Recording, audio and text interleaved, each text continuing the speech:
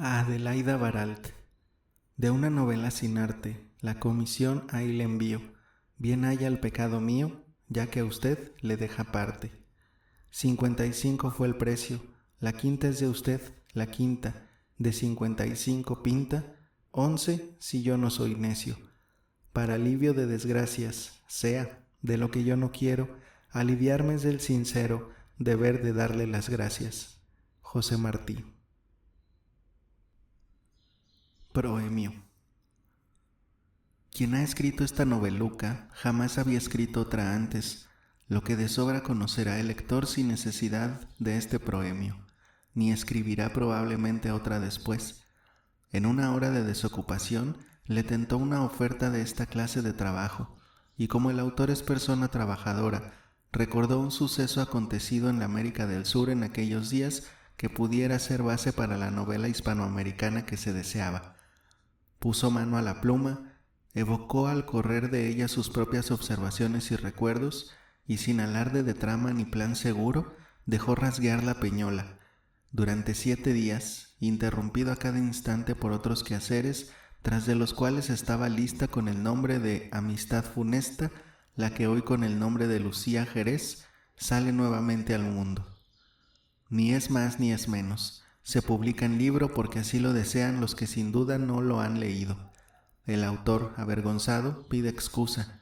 Ya él sabe bien por dónde va. Profunda como un bisturí y útil como un médico, la novela moderna. El género no le place. Sin embargo, porque hay mucho que fingir en él y las voces de la creación artística no compensan el dolor de moverse en una ficción prolongada, con diálogos que nunca se han oído entre personas que no han vivido jamás. Menos que todas, tienen derecho a la atención novelas como esta, de puro cuento, en las que no es dado tender a nada serio, porque esto, a juicio de editores, aburre a la gente lectora. Ni siquiera es lícito, por lo llano de los tiempos, levantar el espíritu de público con hazañas de caballeros y de héroes que han venido a ser personas muy fuera de lo real y del buen gusto. Lean, pues, si quieren, los que culpen este libro. Que el autor ha procurado hacerse perdonar con algunos detalles, pero sepan que el autor piensa muy mal de él, lo cree inútil y lo lleva sobre sí como una grandísima culpa. Pequé, señor, pequé. Sean humanitarios, pero perdónenmelo. Señor, no lo haré más. Yo quiero ver al valiente que saca de una novela buena.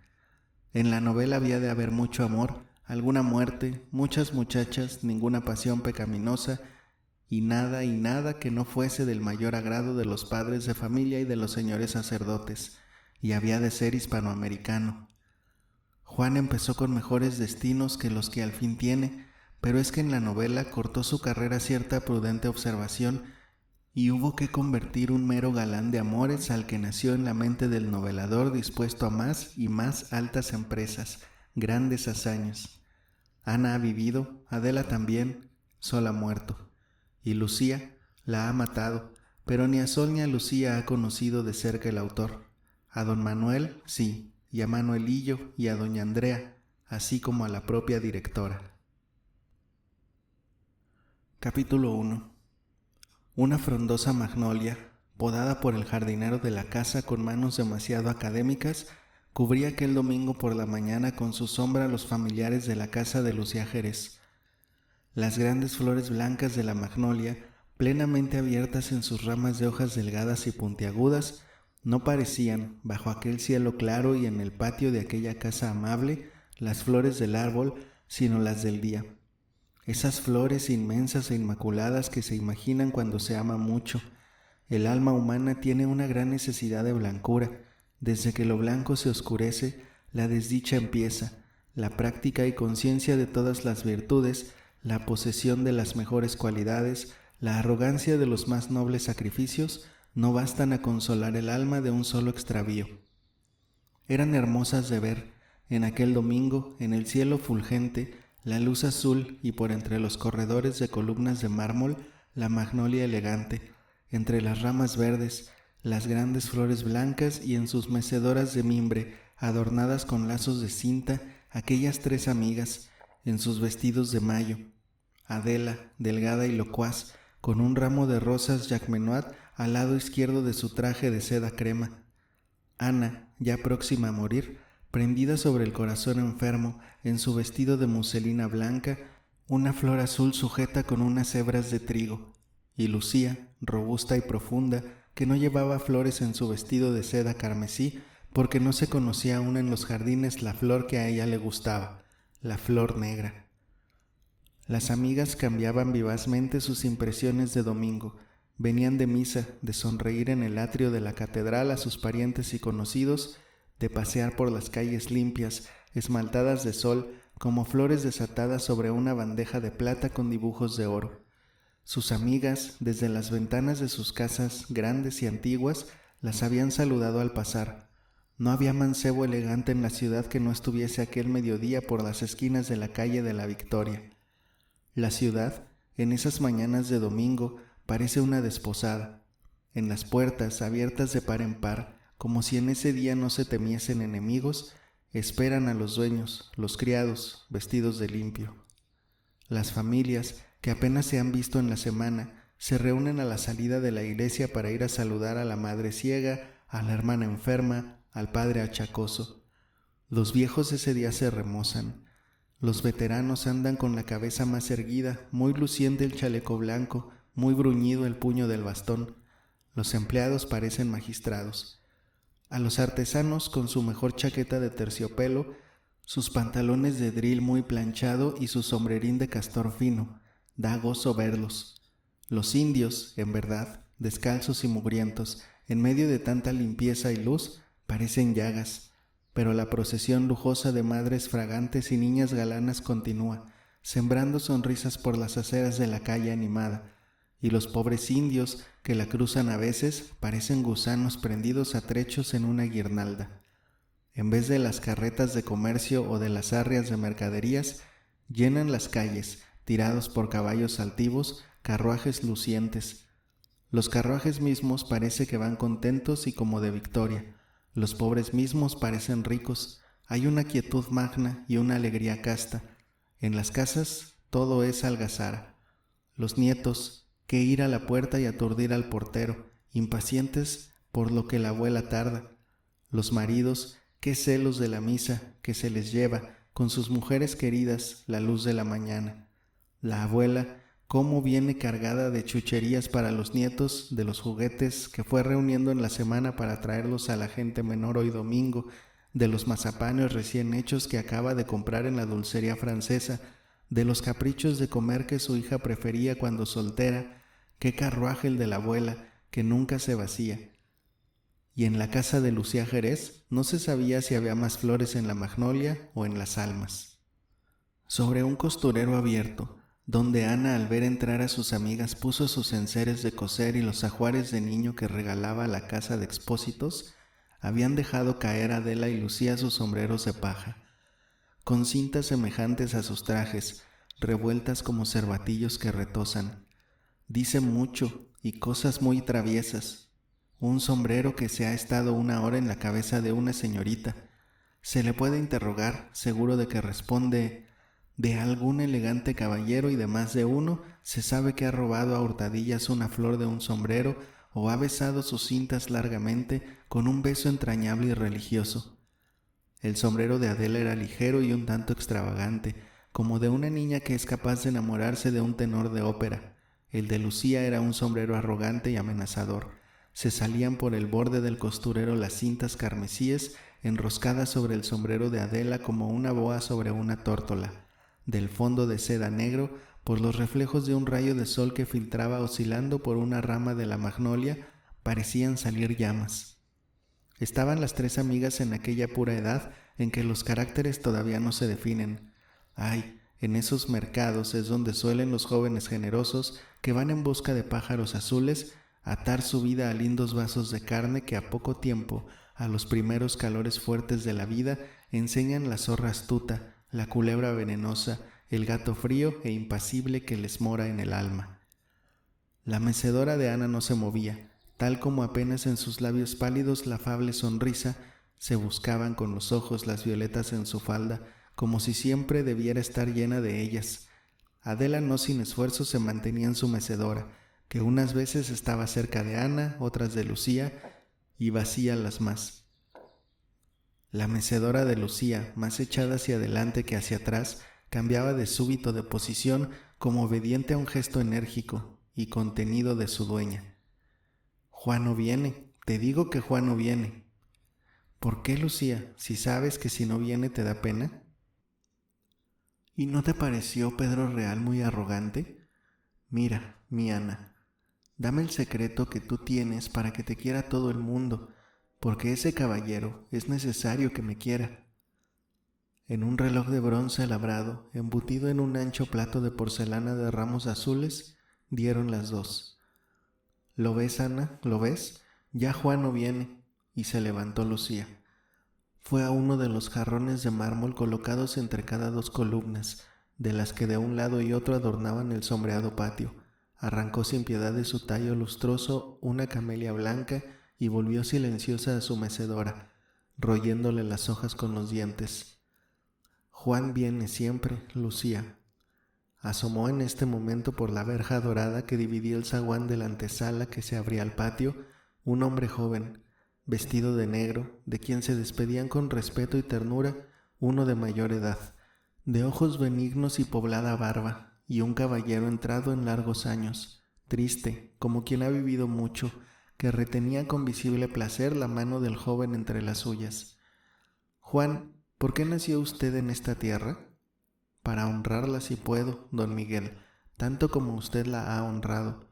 Fue la emoción visible en el rostro del viejo y aún no había desaparecido del zaguán, de brazo del de la buena barba, cuando Lucía, demudado el rostro y temblándole en las pestañas las lágrimas, estaba en pie, erguida con singular firmeza, junto a la verja dorada, y decía, clavando en Juan sus 2 ojos imperiosos y negros: «Juan, ¿por qué no habías venido?» Adela estaba prendiendo en aquel momento en sus cabellos rubios un jazmín del Cabo. Ana cosía un lazo azul a una gorrita de recién nacido para la casa de expósitos. «Fui a rogar», respondió Juan sonriendo dulcemente, «que no apremiasen por la renta de este mes a la señora del Valle». «¿A la madre de Sol del Valle?»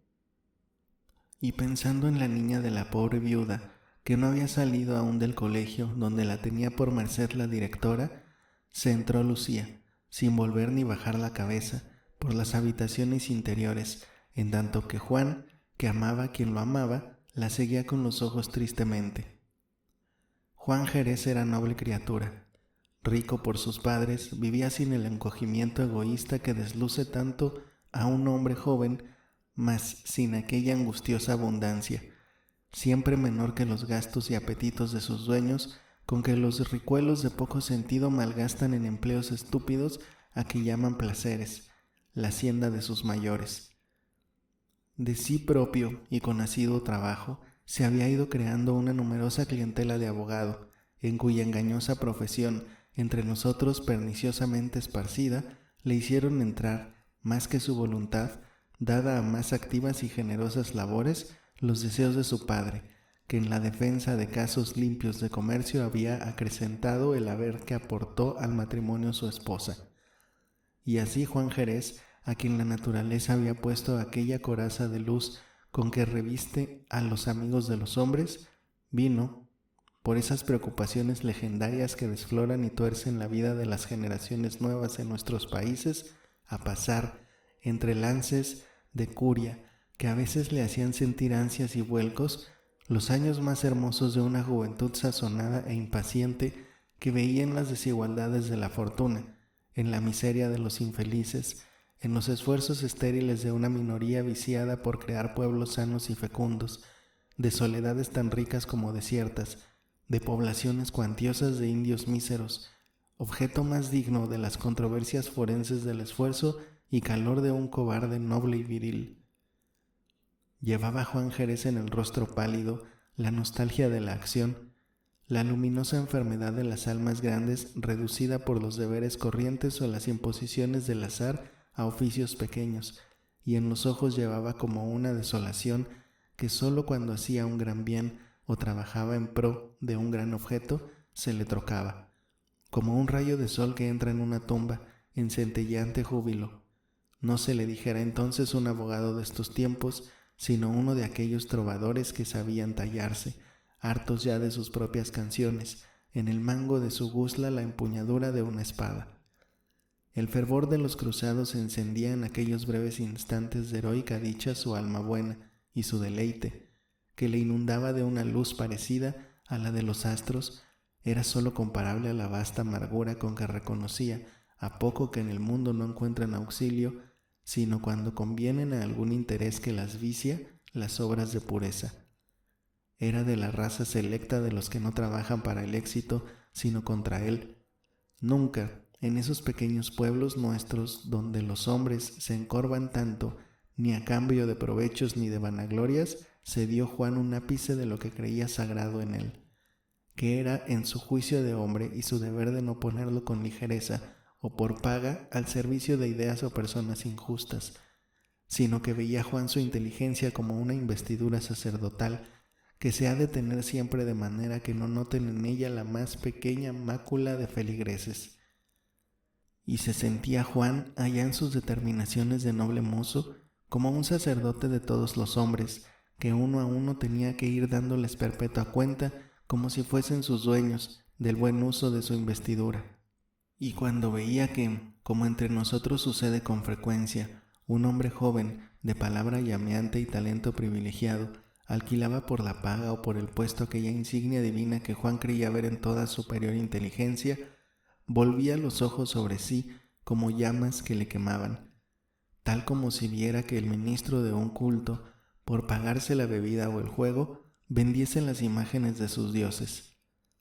Estos soldados mercenarios de la inteligencia lo tachaban por eso de hipócrita, lo que aumentaba la palidez de Juan Jerez, sin arrancar de sus labios una queja, y otros decían, con más razón aparente, aunque no en el caso de él, que aquella entereza de carácter no era grandemente meritoria en quien, rico desde la cuna, no había tenido que bregar por abrirse camino, como tantos de nuestros jóvenes pobres, en pueblos donde por viejas tradiciones coloniales se da a los hombres una educación literaria, y aún esta descosida e incompleta, que no haya luego natural empleo en nuestros países despoblados y rudimentarios, exuberantes, sin embargo, en fuerzas vivas, hoy desaprovechadas o trabajadas apenas, cuando para hacer prósperas a nuestras tierras y dignos a nuestros hombres no habría más que educarlos de manera que pudiesen sacar provecho del suelo providísimo en que nacen. A manjar la lengua hablada y escrita les enseñan como único modo de vivir en pueblos en que las artes delicadas que nacen del cultivo del idioma no tienen el número suficiente, no ya de consumidores, de apreciadores siquiera, que recompensan con el prejuicio justo de estos trabajos exquisitos la labor intelectual de nuestros espíritus privilegiados.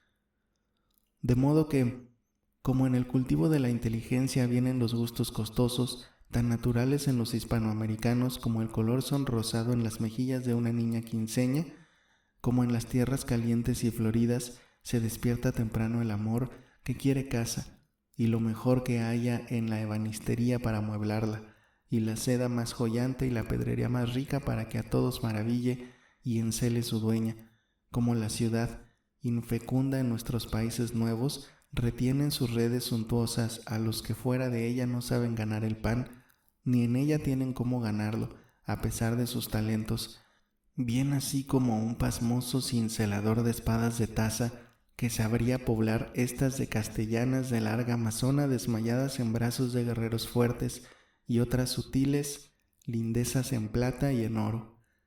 No hallaba empleo en un villorrio de gente labriega que vive en paz, o al puñal o a los puños remite el término de sus contiendas, como con nuestras cabezas hispanoamericanas, cargadas de ideas de Europa y Norteamérica.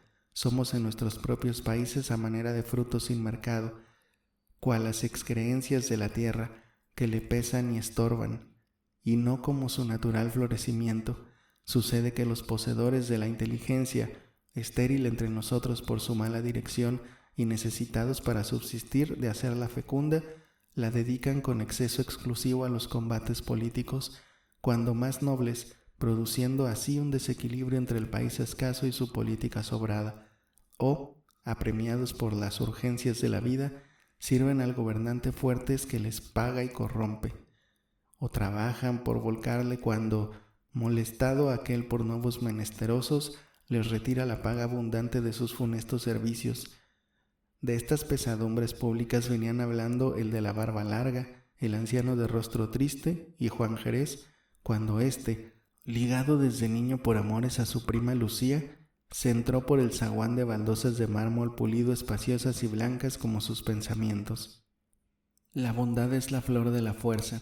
Aquel Juan Brioso, que andaba siempre escondido en las ocasiones de fama y alarde, pero visible apenas se sabía de una prerrogativa de la patria desconocida o del decoro y albedrío de algún hombre hollados. Aquel batallador temible y áspero, a quien jamás se atrevieron a llegar, avergonzadas de antemano, las ofertas y seducciones corruptoras que a otros vociferantes de temple venal habían prestado oídos, aquel que llevaba siempre en el rostro pálido y enjuto como el resplandor de una luz alta y desconocida, y en los ojos el centelleo de la hoja de una espada, aquel que no veía desdicha sin que creyese deber suyo remediarla, y se miraba como un delincuente cada vez que no podía poner remedio a una desdicha, aquel amantísimo corazón que sobre todo desamparo vaciaba su piedad inagotable, y sobre toda humanidad, energía o hermosura prodigaba apasionadamente su amor, había cedido, en su vida de libros y abstracciones, a la dulce necesidad, tantas veces funesta, de apretar sobre su corazón una manecita blanca. La de esta o la de aquella le importaban poco, y él, en la mujer, veía más el símbolo de las hermosuras ideadas que un ser real. Lo que en el mundo corre con nombre de buenas fortunas, y no son, por lo común, de una parte o de otra, más que odiosas vilezas, habían salido, una que otra vez, al camino de aquel joven rico a cuyo rostro venía, de los adentros del alma, la irresistible belleza de un noble espíritu. Pero esas buenas fortunas, que en el primer instante llenan el corazón de los efluvios trastornadores de la primavera y dan al hombre la autoridad confiada de quien posee y conquista, esos amoríos de ocasión, miel en el borde y él en el fondo, que se pagan con la moneda más valiosa y más cara, la de la propia limpieza, esos amores irregulares y sobresaltados, elegante disfraz de bajos apetitos que se aceptan por desocupación o vanidad y roen luego la vida, como úlceras, solo lograron en el ánimo de Juan Jerez despertar el asombro de que, so pretexto un hombre de cariño, vivían hombres y mujeres, sin caer muertos de odio a sí mismos, en medio de tan torpes liviandades, y no cedía a ellas, porque la repulsión que le inspiraba, cualesquiera que fuesen sus gracias, una mujer que cerca de la mesa de trabajo de su esposo o junto a la cuna de su hijo no temblaba de ofrecerlas, era mayor que las penosas satisfacciones que la complicidad con una amante liviana produce a un hombre honrado. Era la Juana de Jerez, una de aquellas almas infelices que solo pueden hacerlo grande y amarlo puro, poeta genuino que sacaba de los espectáculos que veía en sí mismo y de los dolores y sorpresas de su espíritu unos versos extraños, adoloridos y profundos que parecían dagas arrancadas de su propio pecho. Padecía de esa necesidad de la belleza que como un marchamo ardiente señala a los escogidos del canto, aquella razón serena que los problemas sociales o las pasiones comunes no oscurecían nunca, se le ofuscaba hasta hacerle llegar a la prodigalidad de sí mismo en virtud de un inmoderado agradecimiento. Había en aquel carácter una extraña y violenta necesidad del martirio, y si por la superioridad de su alma le era difícil hallar compañeros que se la estimaran y animasen, él, necesitado de darse, que en su bien propio para nada se quería, y se veía a sí mismo como una propiedad de los demás que guardaba a él en depósito, se daba como un esclavo a cuantos parecían amarle y entender su delicadeza o desear su bien.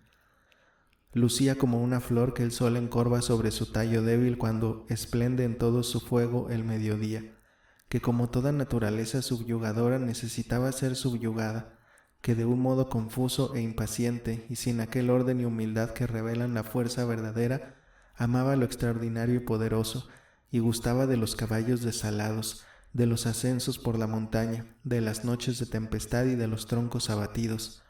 Lucía, que, niña aún, cuando parecía que la sobremesa de personas mayores en los gratos almuerzos de domingo debía fatigarle, olvidaba los juegos de su edad, y el coger las flores del jardín, y el ver andar en parejas por el agua clara de la fuente los pececillos de plata y de oro, y el peinar de las plumas blandas de su último sombrero, por escuchar, hundida en su silla, con los ojos brillantes y abiertos, aquellas aladas palabras, grandes como águilas, que Juan reprimía siempre delante de gente extraña o común, pero dejaba salir a caudales de sus labios, como lanzas adornadas de cintas y de flores. Apenas se sentía, cual pájaro perseguido en su nido caliente, entre almas buenas que le escuchaban con amor. Lucía, en quien un deseo se clavaba como en los peces se clavan los anzuelos, y de tener que renunciar a algún deseo, quedaba rota y sangrando, como cuando el anzuelo se le retira, queda la carne del pez. Lucía que, con su encarnizado pensamiento, había poblado el cielo que miraba, y las flores cuyas hojas gustaba de quebrar, y las paredes de la casa en que lo escribía con lápices de colores, y el pavimento a que con los brazos caídos sobre los de su mecedora solía quedarse mirando largamente, de aquel nombre adorado de Juan Jerez, que en todas partes por donde miraba le resplandecía, porque ella lo fijaba en todas partes con su voluntad, y su mirada, como los obreros de la fábrica de Eibar, en España, embuten los hilos de plata y de oro sobre la lámina negra del hierro esmerilado. Lucía, que cuando veía entrar a Juan, sentía resonar en su pecho unas como arpas que tuviesen alas, y abrirse en el aire, grandes como soles, unas rosas azules ribeteadas de negro, y cada vez que lo veía salir, le tendía con desdén la mano fría, colérica de que se fuese, y no podía hablarle, porque se le llenaban de lágrimas los ojos. Lucía, en quien las flores de la edad escondían la lava candente que como las vetas de metales preciosos en las minas le culebreaban en el pecho. Lucía, que padecía de amarle y le amaba irrevocablemente, y era bella a los ojos de Juan Jerez, puesto que era pura, sintió una noche de su santo, en que antes de salir para el teatro se abandonaba a sus pensamientos con una mano puesta sobre el mármol del espejo, que Juan Jerez, lisonjeado por aquella magnífica tristeza, daba un beso, largo y blando, en su otra mano. Toda la habitación le pareció a Lucía llena de flores del cristal del espejo, creyó ver salir llamas. Cerró los ojos, como se cierran siempre en todo instante de dicha suprema, tal como si la felicidad tuviese también su pudor, y para que no cayese en tierra, los mismos brazos de Juan tuvieron delicadamente que servir de apoyo a aquel cuerpo envuelto en tules blancos, de que en aquella hora de nacimiento parecía brotar luz. Pero Juan aquella noche se acostó triste, y Lucía misma, que amaneció junto a la ventana en su vestido de tules, abrigados los hombros en una aérea nube azul, se sentía, aromada como un vaso de perfumes, pero seria y recelosa. Ana mía, aquí está Pedro Real, mira lo que arrogante.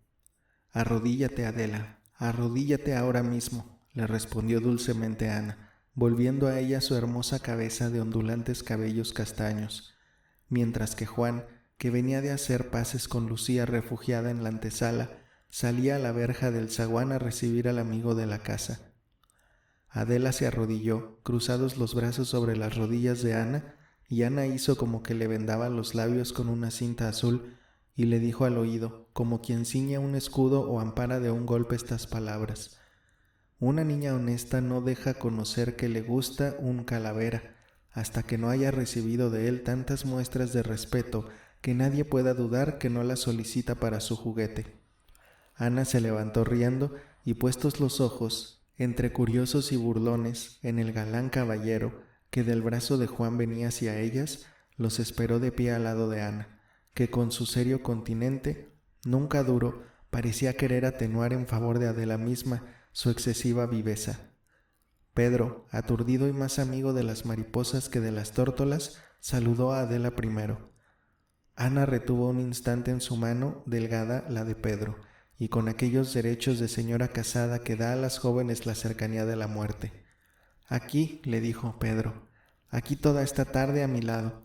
¿Quién sabe si enfrente de aquella hermosa figura de hombre joven no le pesaba a la pobre Ana, a pesar de su alma de sacerdotisa, dejar la vida? Quién sabe si quería solo evitar que la movible Adela, revoloteando en torno de aquella luz de belleza, se lastimase las alas.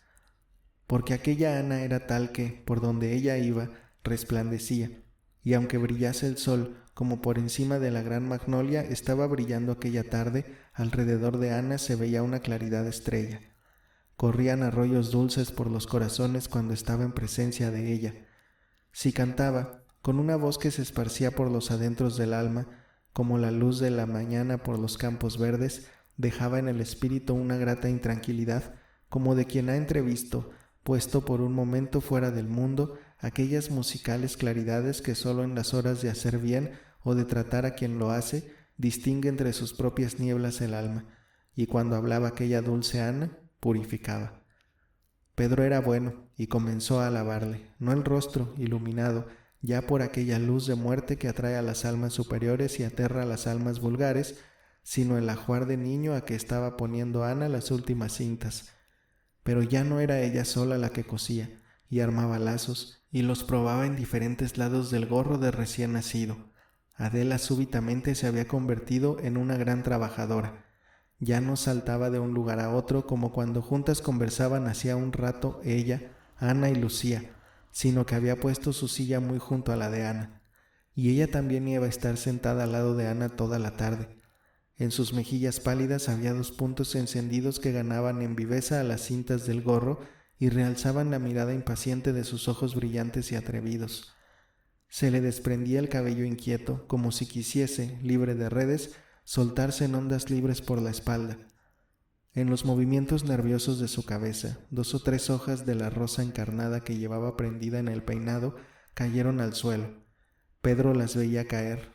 Adela, locuaz y voluble, ya andaba en la canastilla, ya revolvía en la falda de Ana los adornos del gorro, ya cogía como útil el que acababa de desechar con un mohín de impaciencia, ya sacudía y erguía un momento la ligera cabeza, fina y rebelde, como la de un potro indómito. Sobre las losas de mármol blanco se destacaban, como gotas de sangre, las hojas de rosa. Se hablaba de aquellas cosas banales de que conversan en estas tertulias de domingo la gente joven de nuestros países. El tenor había estado admirable. Ella se moría por las voces del tenor. Es un papel encantador el de Francisco I, pero la señora Ramírez, ¿cómo había tenido el valor de ir vestida con los colores del partido que fusiló a su esposo?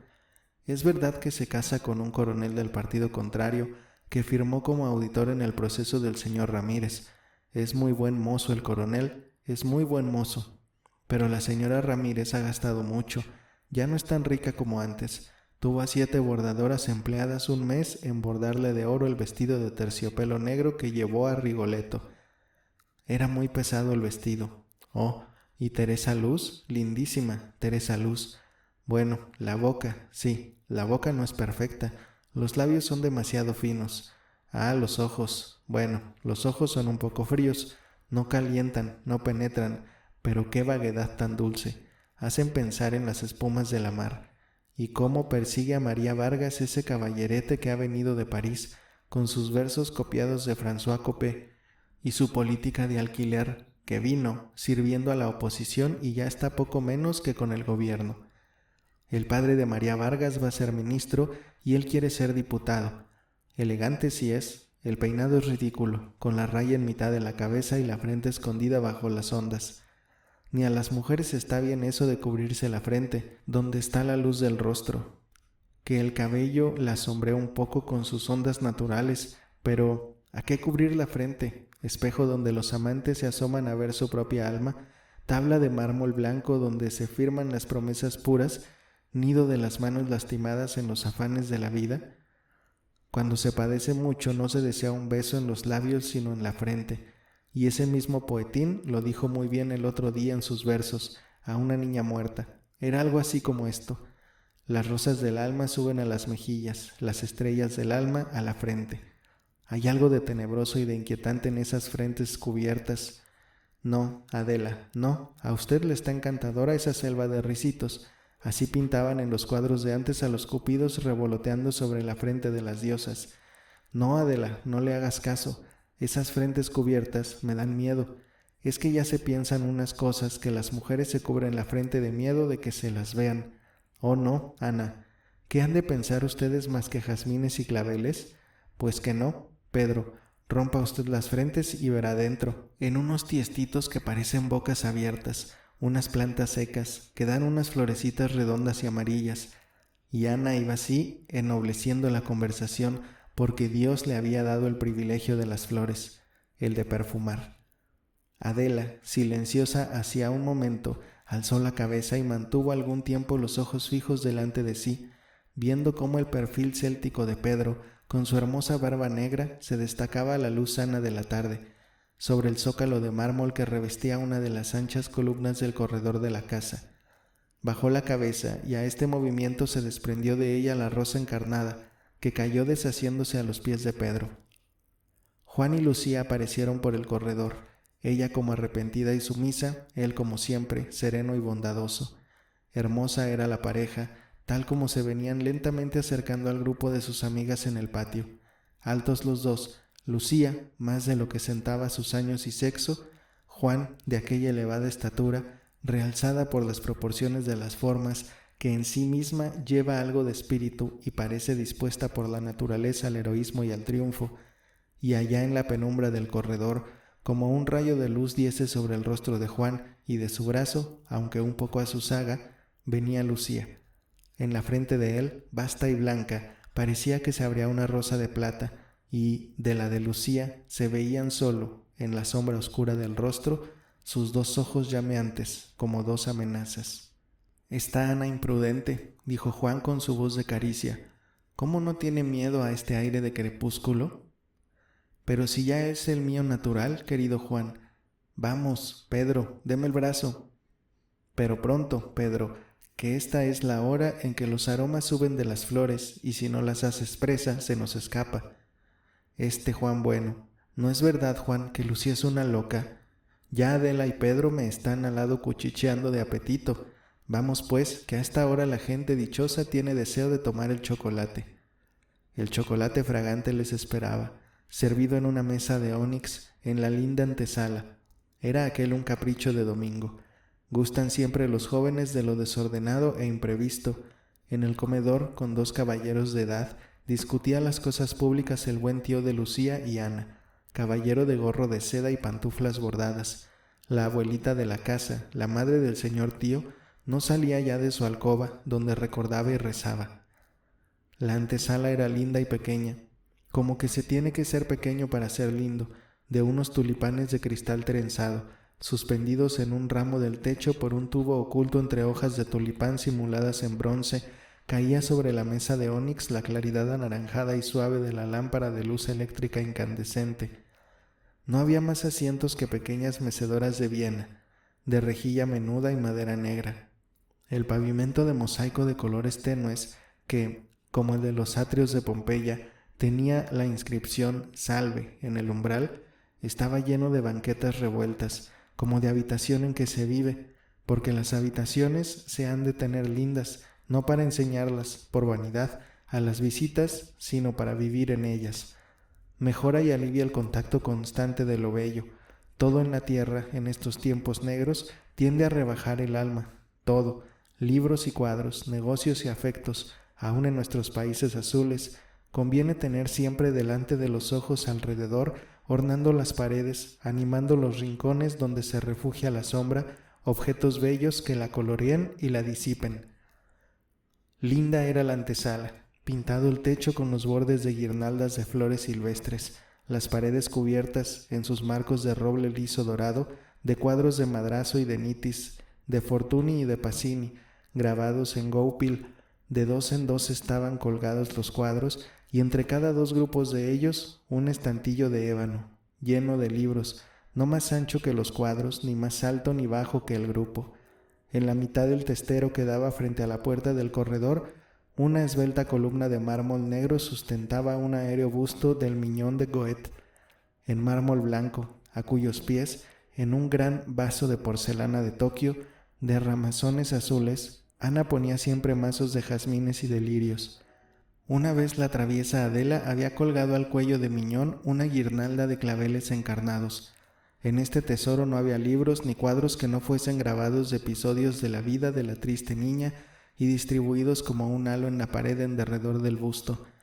Y en las esquinas de la habitación, en caballetes negros, sin ornamentos dorados, ostentaban su rica encuadernación 4 grandes volúmenes: El Cuervo de Edgar Poe, El Cuervo desgarrador y fatídico, con láminas de Gustavo Doré, que se llevan la mente por los espacios vagos en alas de caballo sin freno; el Rubaiyat, el poema persa, el poema del vino moderado y las rosas frescas, con los dibujos apodícticos del norteamericano Elihu Vedder; un rico ejemplar manuscrito empastado en seda lila de Las noches de Alfredo de Musset, y un Willem Meister, el libro de Mignon, cuya pasta original, recargada de arabescos insignificantes, había hecho reemplazar Juan, en París, por una de tafilete negro mate embutido con piedras preciosas, topacios tan claros como el alma de la niña, turquesas azules como sus ojos, no esmeraldas, porque no hubo en aquella vaporosa vida, ópalos,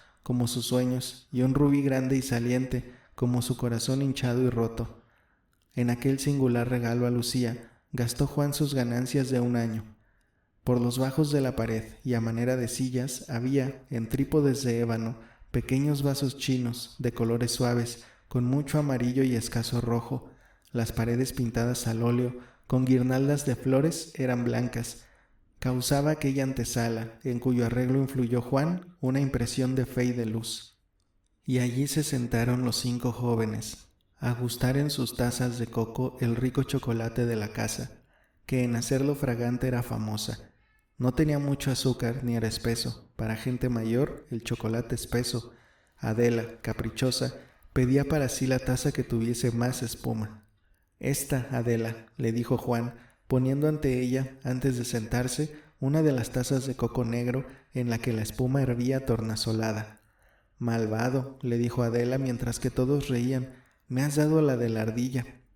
Eran unas tazas extrañas, también, en que Juan, amigo de cosas patrias, había sabido hacer que el artífice combinara la novedad y el arte. Las tazas eran de esos coquillos negros de óvalo perfecto que los indígenas realzan con caprichosas labores y leyendas, sumisas estas como su condición, y aquellas pomposas atrevidas y extrañas, muy llenas de alas y de serpientes, recuerdos tenaces de un arte original y desconocido que la conquista hundió en la tierra a botes de lanza. Y estos coquillos negros estaban muy pulidos por dentro, y en todo su exterior trabajados en relieve sutil como encaje. Cada taza descansaba en un trípode de plata, formada por un atributo de algún ave o fiera de América, y las 2 asas eran 2 preciosas miniaturas, en plata también, del animal simbolizado en la trípode. En 3 colas de ardilla se sentaba la taza de Adela, y a su chocolate se asomaban las 2 ardillas, como a un mar de nueces. 2 quetzales altivos, 2 quetzales de cola de 3 plumas, larga la del centro como una flecha verde, se hacían a los bordes de taza de Ana. El quetzal noble, de cuando cae cautivo o ve rota la pluma larga de su cola, muere. Las asas de la taza de Lucía eran 2 pumas elásticos y fieros.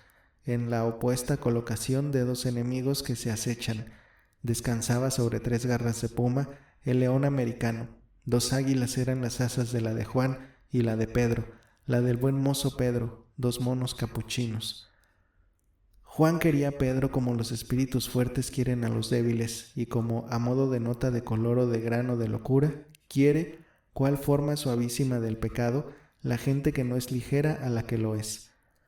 Los hombres austeros tienen en la compañía momentánea de esos pisaverdes alocados el mismo género de placer que las damas de familia que asisten de tapadillo a un baile de máscaras. Hay cierto espíritu de independencia en el pecado que lo hace simpático cuando no es excesivo.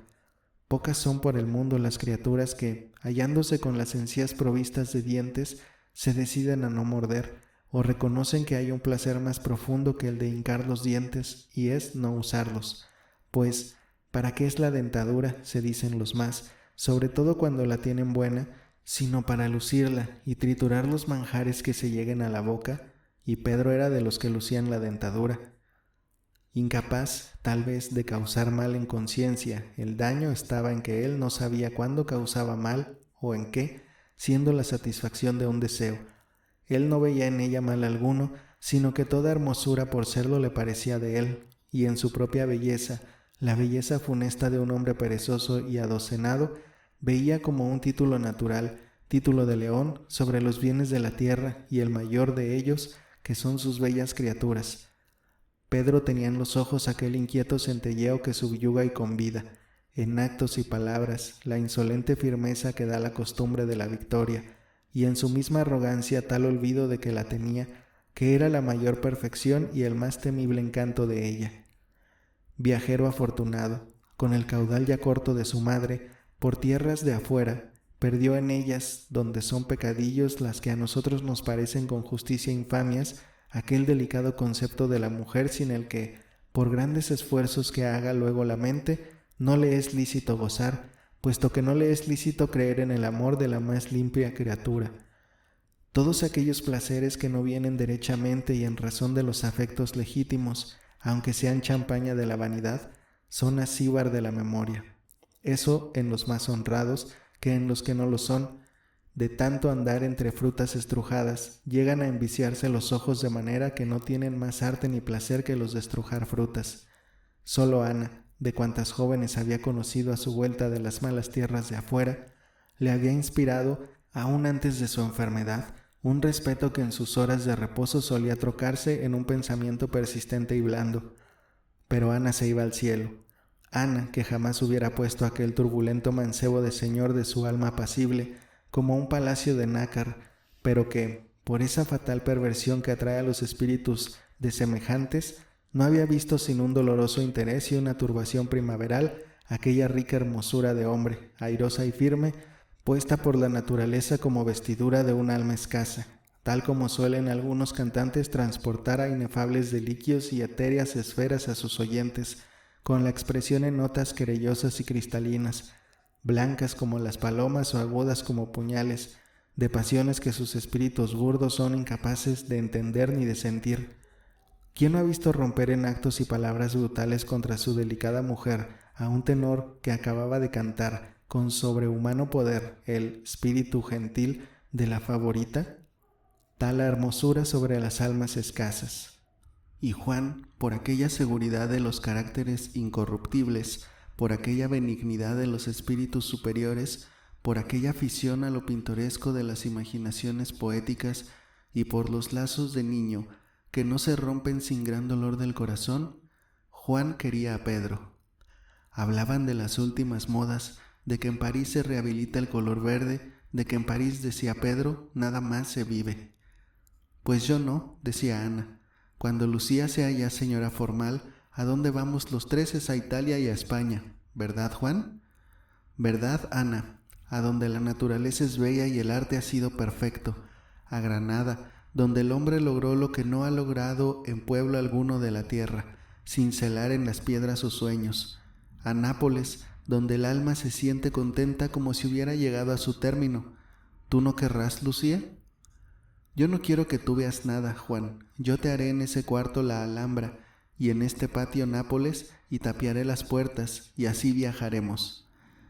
Rieron todos, pero Adela ya había echado camino de París, quién sabe con qué compañero, los deseos alegres.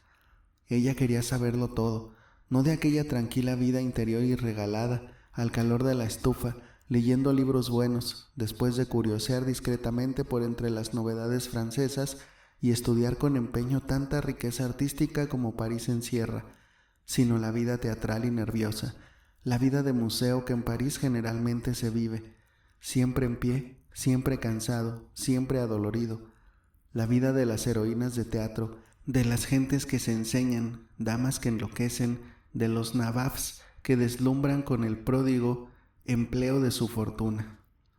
Y mientras que Juan, generoso, dando suelta al espíritu impaciente, sacaba ante los ojos de Lucía para que se le fuese aquietando el carácter y se preparaba a acompañarle por el viaje de la existencia, las interioridades luminosas de su alma peculiar y excelsa, y decía cosas que por la nobleza que enseñaban o la felicidad que prometían, hacían asomar lágrimas de ternura y de piedad a los ojos de Ana, Adela y Pedro, en plena Francia, iban y venían, como del brazo, por bosques y bulevares.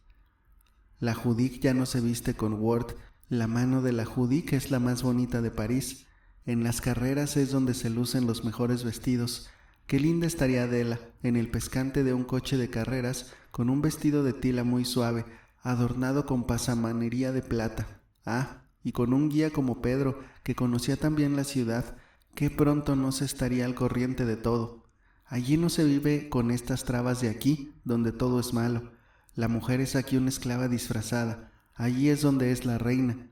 Eso es París ahora, el reinado de la mujer. Acá todo es pecado. Si se sale, si se entra, si se da el brazo a un amigo, si se lee un libro ameno, pero eso es una falta de respeto, eso es ir contra las obras de la naturaleza.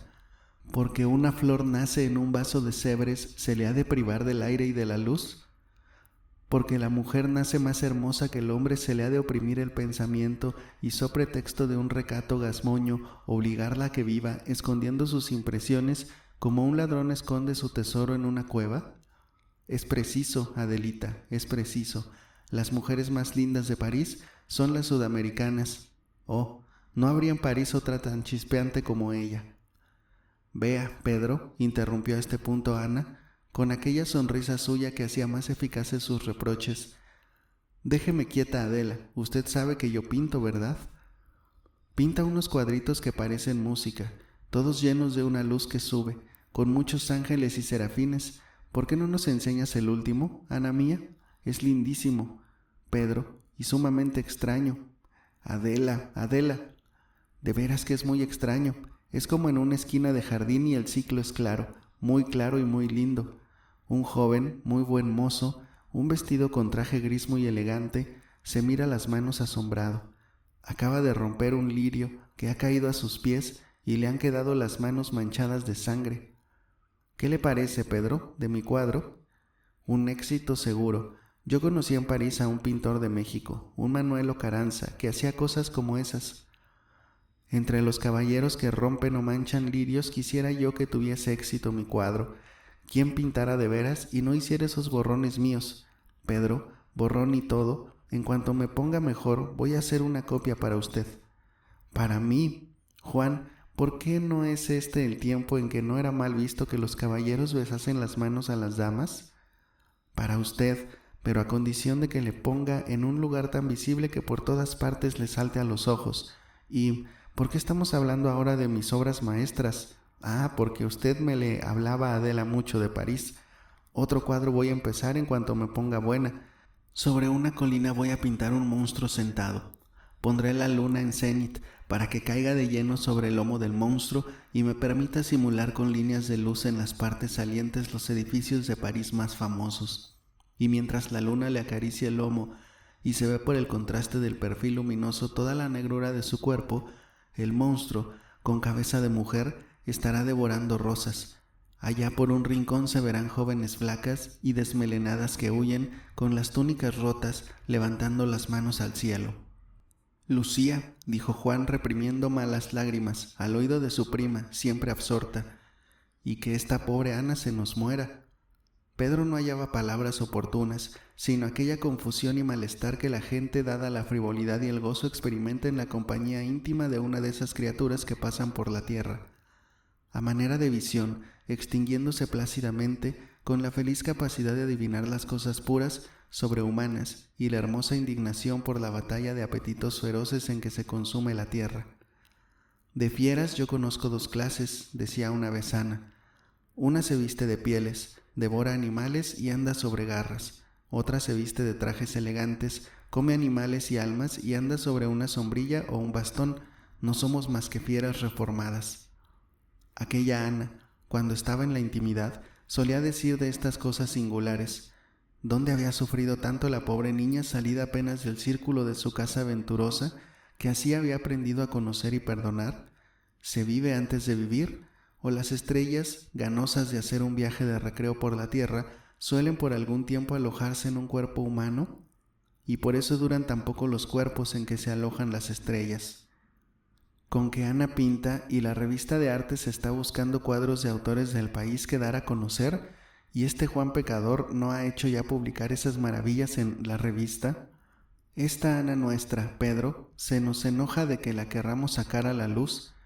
Ella no quiere que se vean sus cuadros hasta que no los juzgue bastante acabados para resistir la crítica, pero la verdad es, Ana, que Pedro Real tiene razón. ¿Razón, Pedro Real?, dijo Ana con una risa cristalina de madre generosa. No, Juan. Es verdad que las cosas de arte que no son absolutamente necesarias no deben hacerse sino cuando se pueden hacer enteramente bien, y estas cosas que yo hago, que veo vivas y claras en lo hondo de mi mente, y con tal realidad que me parece que las palpo, me quedan luego en la tela tan contrahechas y duras que creo que mis visiones me van a castigar y me regañan, y toman mis pinceles de la caja y a mí de una oreja y me llevan delante del cuadro para que vea cómo borran coléricas la mala pintura que hice de ellas, y luego, ¿qué he de saber yo, sin más dibujo que el que me enseñó el señor Masuccelli, ni más colores que estos tan pálidos que saco de mí misma? Seguía Lucía con ojos inquietos la fisionomía de Juan, profundamente interesado en lo que, en uno de esos momentos de explicación de sí mismos que gustan de tener los que llevan algo en sí y se sienten morir, iba diciendo a Ana. ¿Qué Juan aquel que la tenía al lado y pensaba en otra cosa? Ana, sí, Ana era muy buena, pero ¿qué derecho tenía Juan a olvidarse tanto de Lucía y estando a su lado poner tanta atención en las rarezas de Ana? Cuando ella estaba a su lado, ella debía ser su único pensamiento, y apretaba sus labios, se le encendían de pronto como de un vuelco de la sangre las mejillas, enrollaba nerviosamente en el dedo índice de la mano izquierda un finísimo pañuelo de batista y encaje, y lo enrolló tanto, y lo desenrollaba con tal violencia que yendo rápidamente de una mano a la otra, el lindo pañuelo parecía una víbora, una de esas víboras blancas que se ven en la costa yucateca. Pero no es por eso por lo que no enseño yo a nadie mis cuadritos, siguió Ana, sino porque cuando los estoy pintando me alegro o me entristezco como una loca, sin saber por qué. Salto de contento, yo que no puedo saltar ya mucho, cuando creo que con un rasgo de pincel le he dado a unos ojos, o a la tórtola viuda que pinté el mes pasado, la expresión que yo quería. Y si pinto una desdicha, me parece que es de veras, y me paso horas enteras mirándola, o me enojo conmigo misma si es de aquellas que yo no puedo remediar, como en esas dos telitas mías que tú conoces. Juan, la madre sin hijo y el hombre que se muere en un sillón, mirando en la chimenea el fuego apagado, el hombre sin su amor. No se ría, Pedro, de esta colección de extravagancias, ni diga que estos asuntos son para personas mayores. Las enfermas son como unas viejitas y tienen derecho a esos atrevimientos. Pero, ¿cómo?, le dijo Pedro subyugado. ¿No han de tener sus cuadros todo el encanto y el color de ópalo de su alma? A lisonja llaman. Vea que ya no es de buen gusto ser lisonjero. La lisonja en la conversación, Pedro, es ya como la Arcadia en la pintura, cosa de principiantes. Pero, ¿por qué decías, puso aquí Juan, que no querías exhibir tus cuadros? Porque como desde que los imagino hasta que los acabo voy poniendo en ellos tanto de mi alma, al fin ya no llegan a ser telas, sino mi alma misma, y me da vergüenza de que me la vean, y me parece que he pecado con atreverme a asuntos que están mejor para nube que para colores, y como solo yo sé cuánta paloma arrulla, y cuánta violeta se abre, y cuánta estrella luce en lo que pinto, como yo sola siento cómo me duele el corazón, o se me llena todo el pecho de lágrimas, o me laten las sienes, como si me las azotasen alas, cuando estoy pintando. Como nadie más que yo sabe que esos pedazos de lienzo, por desdichados que me salgan, son pedazos de entrañas mías en que he puesto con mi mejor voluntad lo mejor que hay en mí, me da como una soberbia de pensar que si los enseño en público, uno de esos críticos sabios o caballerines presuntuosos me diga, por lucir un nombre recién aprendido de pintor extranjero o una linda frase, que esto que yo hago es de Chaplin o de Lefebvre, o a mi cuadrito Flores Vivas, que he descargado sobre él una escopeta llena de colores, ¿te acuerdas? Como si no supiera yo que cada flor de aquellas es una persona que yo conozco y no hubiera yo estudiado 3 o 4 personas de un mismo carácter antes de simbolizar el carácter en una flor, como si no supiese yo quién es aquella rosa roja, altiva, con sombras negras que se levanta por sobre todas las demás en su tallo sin hojas, y aquella otra flor azul que mira al cielo como si fuese a hacerse pájaro y a tender a él las alas, y aquel aguinaldo lindo que trepa humildemente como un niño castigado, por el tallo de la rosa roja, malos, escopeta cargada de colores. Ana, yo sí que te recogería a ti, con tu raíz, como una flor, y en aquel gran vaso indio que hay en mi mesa de escribir, te tendría perpetuamente, para que nunca se me desconsolase el alma. Juan, dijo Lucía, como a la vez conteniéndose y levantándose, ¿quieres venir a oír el moditú que me trajiste el sábado? ¿No lo has oído todavía? Ah, y a propósito, ¿no saben ustedes, dijo Pedro, como poniéndose ya en pie para despedirse, que la cabeza ideal que ha publicado en su último número la revista de arte es... ¿Qué cabeza?, preguntó Lucía. Una que parece de una virgen de Rafael, pero con ojos americanos, con un talle que parece el cáliz de un lirio. Esa misma, Lucía. Pues no es una cabeza ideal, sino la de una niña que va a salir la semana que viene del colegio y dicen que es un pasmo de hermosura. Es la cabeza de Leonor del Valle. Se puso en pie Lucía con un movimiento que pareció un salto, y Juan alzó el suelo para devolvérselo, el pañuelo, roto.